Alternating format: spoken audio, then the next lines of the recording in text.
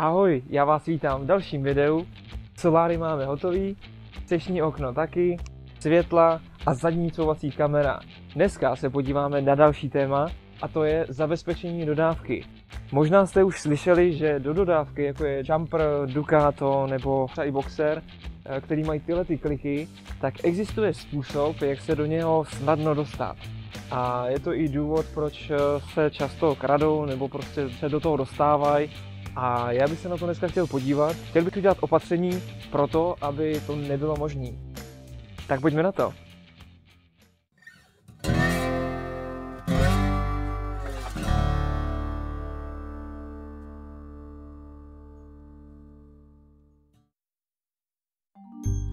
Tak, ukážeme si to na zadních dveří. Tady máme krásně otevřený, takže vidíme, jak to tam vypadá. A trik spočívá v tomhle.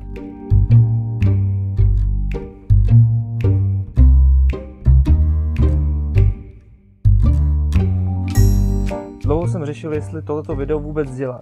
Je to v celku důležitý téma a na jednu stranu bych nerad ukazoval, jak se do toho auta dá dostat, ale tím, že už těch návodů na internetu je hodně, tak jsem si říkal, že pokud bude ještě nějaký další, tak už je to v podstatě jedno. Každopádně už možná někdo z vás zažil, že vám vykradli auto a vlastně jste vůbec nevěděli jak. Jo, vůbec nebylo žádný známky poškozený, bylo to všechno v pořádku. Tady existuje způsob, jak se do toho právě dostat, a to šrobovákem. Pokud vám někdo auto vykrát, zkuste se podívat tady na tuhletu část ze spoda, jestli tam nemáte odřený lak.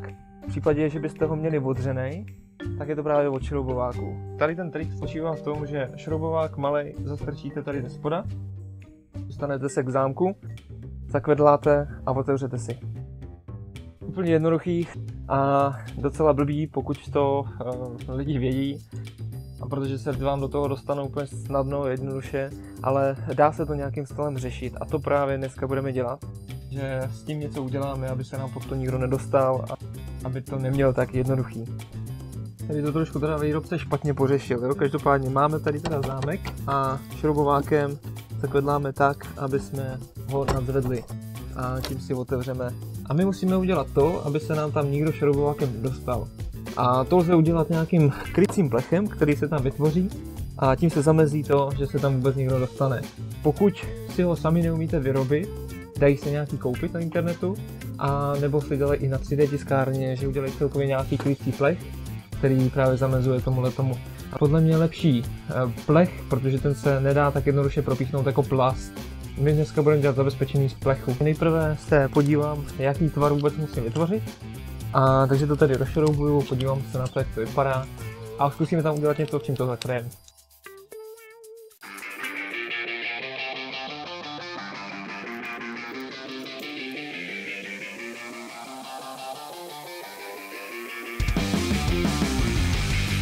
Celý princip teda vysvětlovat nebudu, jak to vlastně funguje, jak se do toho dostat, protože nechceme vytvořit návod, jak to vlastně jako udělat, jak vykrást auto. Ale chceme vytvořit návod na to, jak to auto zabezpečit. K tomuhletomu účelu já tady využiju plech z okna, který mi tady zbyl a zkusím ho tam vyřezat tak, aby mi to krásně pásl.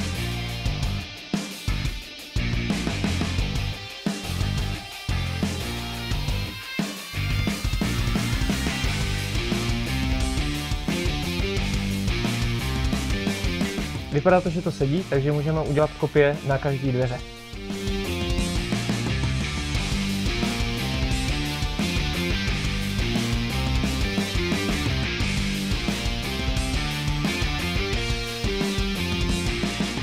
Test dveří.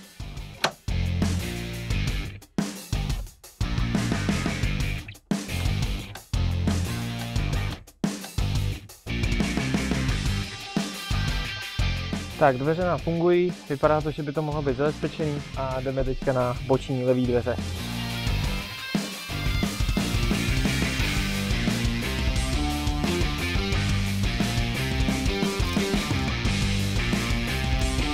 Když demontujete obložení, tak sundáte nejdřív ten kryt, ten je jednoduchý, je na 4 šroubech. Potom uděláte hlavní kryt, to uděláte tak drží tady, tady, tady na těch 2 šroubech a potom tady na těch 3. A pak ještě teda musíte sundat tuhletu kliku, Tady je docela taky jednoduše sundat, drží tady na tomhle tom. A poslední věc, co je, tak musíte sundat tohleto obložení, pod kterým je teda ještě izolace, ale ta už nebude tak obtížná, ale tohleto je docela voříšek, protože to drží na takových přicvakávajících plastových držácích. Existují nějaký sady na to, každopádně nic takového nemám, takže se to pokusím nějakým stylem šroubovákem oddělat a doufám, že to moc nezničím.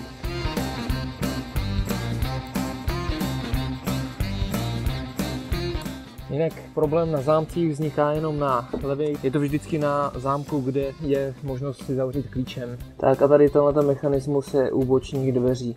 Tam to vypadá trošku jinak. Tam není totiž zámek zvenku na klíč, tady se nemusíme tolik bát. Problém tady vzniká jenom na levých dveřích a zadních, tam kde je klíč.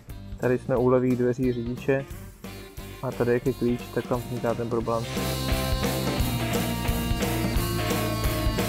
Nebo dalším řešením je oddělat si tady ten zámek. Jo, tady to je zámek na klíč a problémem je právě jenom tohleto, což je teda jenom na levých a zadních dveřích. Děláme test, jestli to všechno funguje.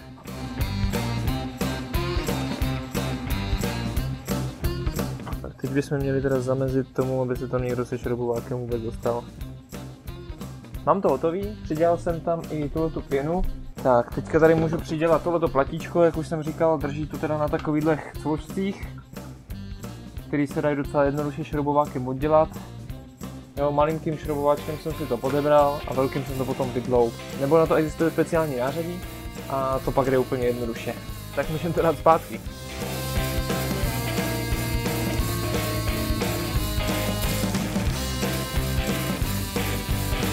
Je to docela dobrý si to teda ošetřit, protože pak se vám tam může někdo dostat, pár tahů a je vevnitř, může vám to vykrást, pak zase zabouchne, zase to zavře a nikdo nic nepozná. Takže a i pojišťovna může mít problém s tím, že vlastně na tom autě není nic vidět a může vám to zamítnout. Každopádně je dobrý si to teda nějakým stylem zabezpečit aspoň sami, výrobce prý o tom ví, ale nic s tím nedělá, takže což je docela zajímavý. Ale co se dá dělat, takže já jsem si to udělal nějakým stylem po svým, zabralo mi to tak hoďku 2.